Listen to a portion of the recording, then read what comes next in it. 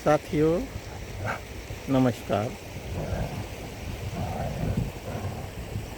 देखिए, यह मेरी दिनचर्या का भाग है और मैं प्रतिदिन मेरे इन साथियों के साथ इधर प्रकृति का आनंद लेने के लिए चला आता हूँ। यह मेरे पास में एक नदी बह रही है, शायद जिसका शोर आपको सुनाई दे। देखिए, मैं जिस क्षेत्र में निवास करता हूँ उससे कुछ दूर प्रतिदिन आता हूँ और रोज़ की ये मेरी दिनचर्या है। और यह देखिए, अब यदि कोई बड़े शहरों से कल्पना करे तो ऐसा दृश्य आसानी से उपलब्ध नहीं हो पाता है। हरियाली है,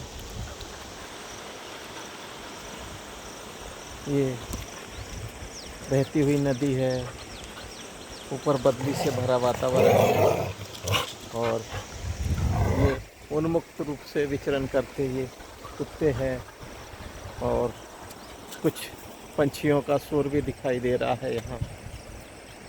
देखिए, तो आज मैं यही बात कहना चाहूँगा कि हमारा जो जीवन है वह बहुत सुंदर है। अब यह हमारी चेतना पर निर्भर करता है कि हम उसे कैसे गुजार रहे हैं।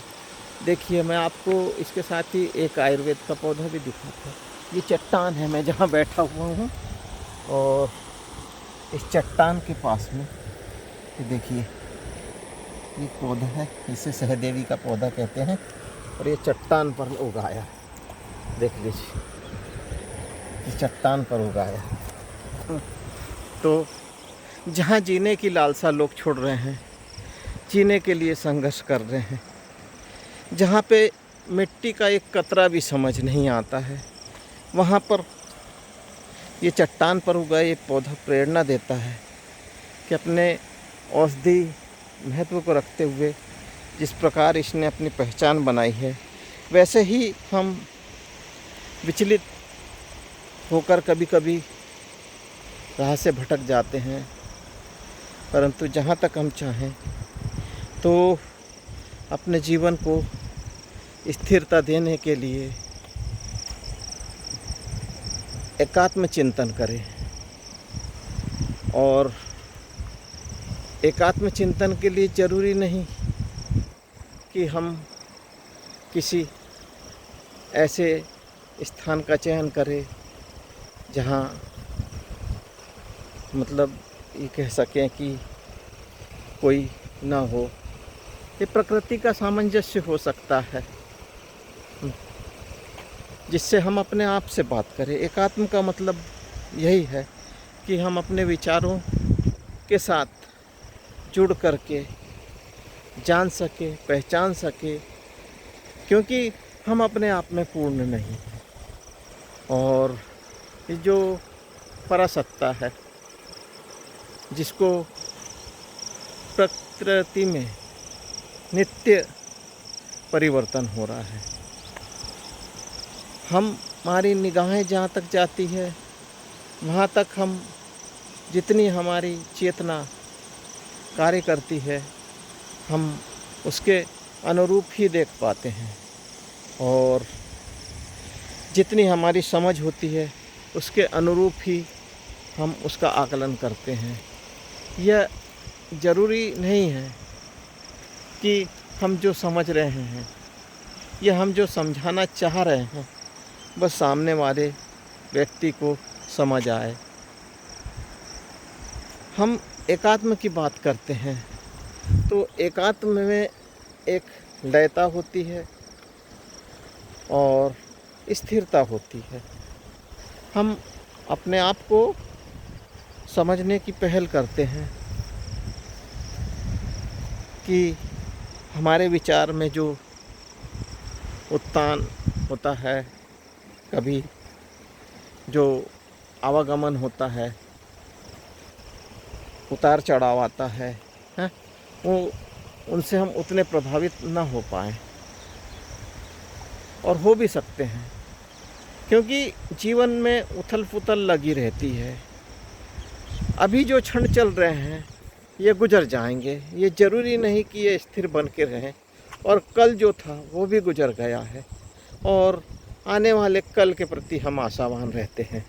कल हमारे जीवन में जो कठिनाइयाँ दिखाई पड़ रही थी, हो सकता है कि उसमें हमारे बहुत भाव कठिन थे, कोई ऐसी व्यवस्था के पीछे हम लगे हो, या कोई ऐसा कार्य जो हमें लगता था कि असंभव है, आज शायद नहीं हो पाएगा, कैसे होगा, क्या होगा, ये हमारी चिंताएं होती है। परंतु जब हम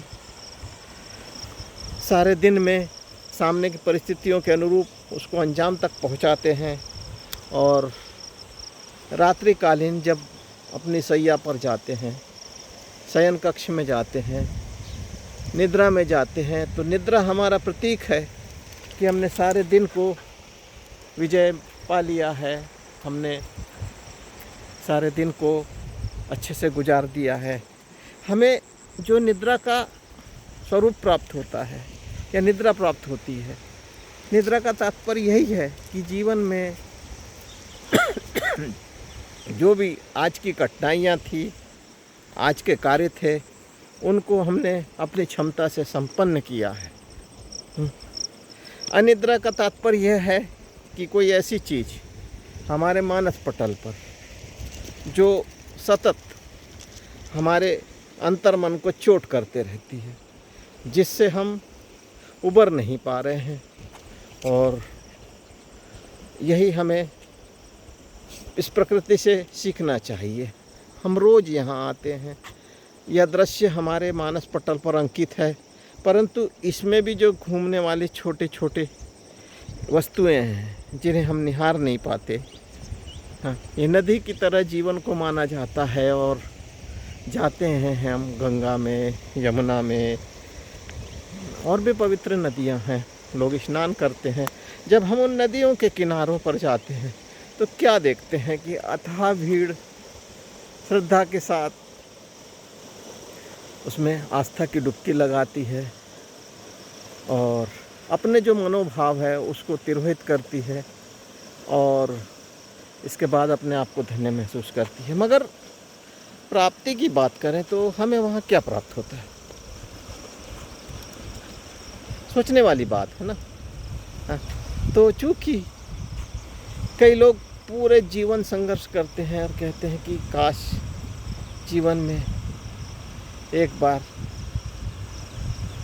गंगा जी के दर्शन कराएं, नर्मदा जी की यात्रा कराएं, क्या होगा। ये जो बहने वाला जल है और हमारे पीने वाला जल है, दोनों में जल के नाम पर समानताएं हैं। ये जो बहने वाला जल है वो गतिशील है, और हमारा जो पीने वाला जल है हो सकता है किसी ट्यूबवेल का हो, या किसी अच्छी कंपनी का बॉटल में बंद हो, और कब से उसे बंद करके रखा ही है हम नहीं जानते, मगर हम उसे जीवन से ज़रूर जोड़ते हैं। तो उसी प्रकार यदि जब हम आस्था की डुबकी लगाने के लिए किसी नदी, पवित्र नदी कह लो, वहाँ जाते हैं, मैं भी गया हूँ, और इससे हम जो भाव लेते हैं तो वहाँ हम जिस प्रकार देखते हैं हजारों और लाखों की संख्या में लोग वहाँ दिखाई देते हैं, और अपने मनोभाव को कहीं कोई वहाँ से ग्रहण करता है, कोई व्यक्ति वहाँ विसर्जित करता है। और इस यात्रा में जब आने जाने में जो कठिनाइयाँ हमें आती है तो हमें वो शिक्षा देती है, लोगों से व्यवहार, लोगों से सद्विचार, लोगों की भावनाएं, हमारी भावनाएं, लोगों का आदान प्रदान, हमारा आदान प्रदान, उनका खान पान, हमारा खान पान, उनका रहन सहन, हमारा रहन सहन, इस पूरे प्रक्रम में या इस पूरी प्रक्रिया में हम सामंजस्य बिठाने की कोशिश करते हैं। और हम जब इसमें सामंजस्य बिठाना सीख जाते हैं तो हमारे लिए सैकड़ों किलोमीटर की दूरियां, कोई नया परिवेश, कोई नया खान पान, आचार विचार, रहन सहन, सब में हम घुल मिल जाते हैं, क्योंकि हमें यह ज्ञात हो जाता है कि सिर्फ अंतर थोड़ा ही है। हम जिस भावना के साथ हम अपने आप को तिरोहित करने के लिए जब जाते हैं तो ऐसे माहौल के साथ जुड़ करके अपने आप को जोड़ते हैं और अपने मनोभाव जो होते हैं उन मनोभावों को हम एक तरह से विसर्जित कर देते हैं या समाहित कर लेते हैं। क्रियाएं दोनों होती है, जैसे सांस और प्रश्वास कहा जाता है, एक तरफ से सांस आती है, एक तरफ से जाती है। उसी तरह हम कुछ छोड़ते हैं, कुछ ग्रहण करते हैं। कोई चीज़ हमारे लिए कीमती है और वही चीज़ किसी दूसरे के लिए कोई मायने नहीं रखती है। तो इसमें सब कुछ एक ही चीज़ है कि जीवन होना महत्वपूर्ण है, क्योंकि हम देखते हैं कि जिस तरह लोग जीवन के लिए संघर्ष करते हैं, मगर यहाँ भी कठिनाई है, क्योंकि लोग कठिनाई कहाँ पर है, सिर्फ मनोविकारों में या मनोभावों में है। कई लोग जीवन से इतने ऊब जाते हैं कि जीवन को समाप्त करने की कोशिश करते हैं, और एक व्यक्ति अपनी पूरी जीवन की कमाई, जिसमें मन से लगा करके उसके द्वारा धन और जो भी जीवन में अर्जित किया है, उस सब को दाव लगा करके वो कुछ जीवन के पल और जीना चाहता है, जीवन का आनंद उठाना चाहता है। और कुछ लोग ऐसे होते हैं कि जीवन से अपने आप को तिरोहित कर लेना चाहते हैं, जीवन को कठिनाई मानते हैं और जीवन को मिटाना चाहते हैं। कई तरह के उपक्रम कर लेते हैं, यह बताना आवश्यक नहीं है कि क्या कर लेते हैं। तो हमारा जो मुख्य तथ्य है, तत्व है, वो जीवन है। और यदि हमारे जीवन में सदाचार और सादगी बनी रहती है और हम सभी के साथ सामंजस्य स्थापित कर लेते हैं, तो इससे बड़ी हमारे लिए कोई पूंजी नहीं है। क्योंकि जैसे भी है, हम सुख और दुख सभी के साथ जुड़े हुए हैं। हर व्यक्ति के अपने मनोभाव है, हर एक की अपने जीवन की पृष्ठभूमि है। तो कोई ज़रूरी नहीं कि व्यक्ति एक जैसे माहौल में रहे। एक ही कमरे में हम यदि 4 लोग रहते हैं तो चारों की आवश्यकताएं अलग है, चारों के विचार अलग है, और रहने वाले जो 4 व्यक्ति हैं उनके काम भी अलग है, नाम भी अलग है, और उनका जो संस्कार मिले हैं, उनको जो प्राप्त हुआ है, तो वो उन सब का उनके ऊपर प्रभाव हुआ है। हम देखते हैं कि 2 जुड़वा भाई या 2 जुड़वा बहनें एक साथ गर्भ में भी पलती बढ़ती है, और जन्म लेने के बाद दोनों में सिर्फ समानता यह होती है कि दोनों समरूप दिखाई पड़ते हैं, मगर दोनों के विचार अलग अलग होते हैं, दोनों की भावनाएं अलग अलग होती है। तो इस सब से क्या हम सीख सकते हैं? यही ना कि समरूपता नहीं है। एक तरफ सांस आ रही है, एक तरफ सांस जा रही है। तो ऐसे ही जीवन में उतार चढ़ाव आते जाते रहता है। तो हमारे भी जीवन का लक्ष्य हो कि हम निरंतरता की ओर गतिशील रहें, और समय इसी प्रकार आएगा जाएगा, और हम इससे जो कुछ भी ले सकते हैं अच्छा वही ग्रहण करें, और लोगों के लिए जो अपने विचारों में अच्छा लगता है वह दे सकें। हाँ, ये अलग है, मैं आज जिस जगह खड़ा हूँ लोग अपने जीवन से निकल कर के ऐसे जगह को आने को तरसते हैं, और मैं इस जगह पर रोज़ आता हूँ तो मैं सोचता हूँ कि मैं भीड़ भाड़ी दुनिया में जाऊँ। मैं मान लो मुंबई, मद्रास, कोलकाता की भीड़गाह को देखना चाहता हूँ, तो जो भीड़गाह में वर्षों से रह रहा है, जिसने 50 साल 60 साल जीवन के वहाँ गुजार दिए हैं, वो ऐसे सुंदर और शांत भरे माहौल में आकर के वो अपने जीवन को गुजारना चाहता है। तो यही अंतर है। देखिए, हमारे जैसी दृष्टि वैसी सृष्टि, उनकी सृष्टि भीड़ से भरी है और हमारी सृष्टि में एकांत है। हम 5 लोग हैं तो बहुत है, और वो 50,000 है तो कम है, क्योंकि वहाँ का जीवन की शैली है, और उसी शैली के साथ में उन्होंने जीना सीखा है और हमने इस जीवन के साथ जीना सीखा है।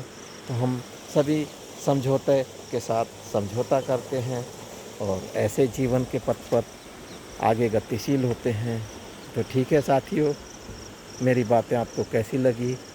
आने वाले समय में वक्त के साथ ज़रूर आगे बढ़ेंगे, और फिर मैं आपके साथ कुछ नए विचारों के साथ उपलब्ध रहूँगा। धन्यवाद, धन्यवाद, धन्यवाद, नमस्कार।